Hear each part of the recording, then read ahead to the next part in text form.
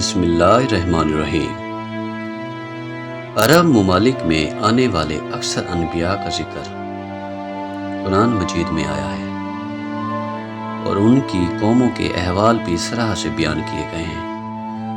ان میں سے ایک قوم سمود بھی گزری ہے، جسے عاد اولا یا قوم صالح بھی کہا جاتا ہے۔ دراصل یہ ایک سرکش اور گمراہ قوم تھی۔ اسے راہ راست پر لانے کے لیے اللہ رب العزت نے اپنے ایک پیغمبر صالح کو مبعوث فرمایا۔ انہوں نے اپنی نبوت کا اعلان کیا تو قوم نے برہان یعنی دلیل روشن کا مطالبہ کیا اور کہا کہ اگر تم واقعی سچے نبی ہو تو پہاڑ کی چٹان سے ایک اونٹنی پیدا کر کے دکھاؤ۔ اللہ تعالیٰ نے ان کا منہ مانگا معجزہ اپنے پیغمبر کو عطا فرمایا۔ چنانچہ پہاڑی چٹان سے ایک بہت بڑی اونٹنی نمودار ہوئی۔ اب وہ قوم آزمائش میں پڑ گئی۔ اللہ تعالیٰ کی طرف سے حکم ہوا کہ تمہارے پاس پانی پینے کا جو ذخیرہ ہے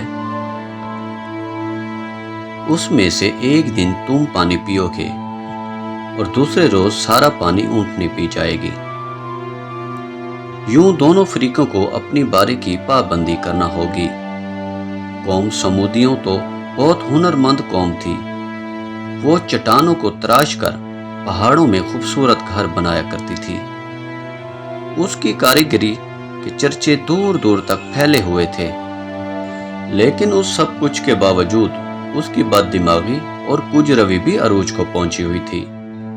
اس کے بعد جب کہ انہوں نے مطلوبہ معجزہ دیکھ لیا تھا، انہیں نبی کی پوری اطاعت کرنی چاہیے تھی، مگر ایسا نہ ہوا، بلکہ وہ لوگ بد مستور بے دینی پر کمر بستہ رہے۔ بلکہ کچھ عناصر نے یہ پروگرام بھی بنا لیا کہ خدائی اونٹنی کو مار ڈالا جائے۔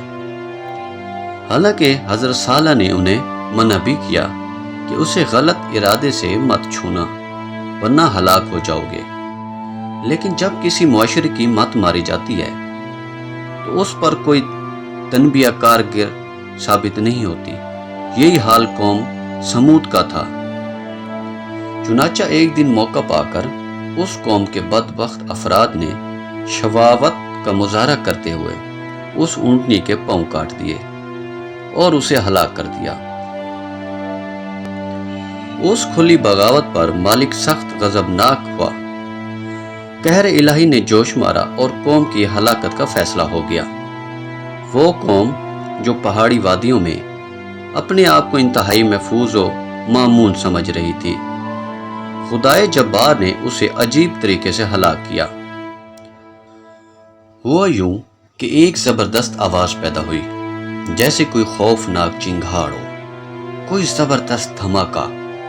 اس شدید دل دوز آواز کے اثر سے وہ موت کا شکار ہوتے چلے گئے، اور یوں ساری سرکش قوم لقمہ اجل بن گئی۔